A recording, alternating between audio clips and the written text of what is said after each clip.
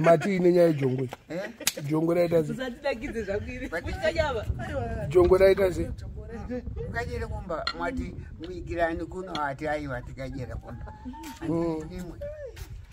Mani pa jongwe.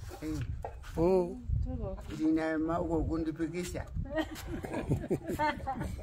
Kapete anofandira kupikisiwa. Kundipikisha? Ukajere kumba? Kwa mwamukuramba maimbo.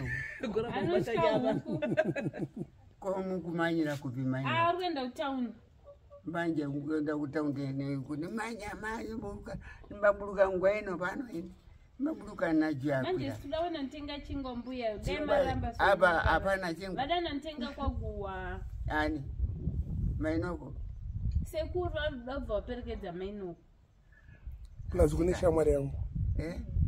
Kune shamwari yangu. Shamwari yako ndiye. Iye akakwira akaburuka mundege echibvira. Abuka ndege julo ndiye. Akarwa hondo kunyika dzese. Wabuka. Arikweko.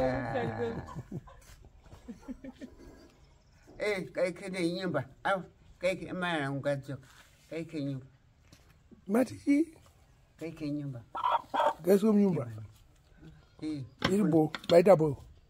Sharp. Pero wana bive.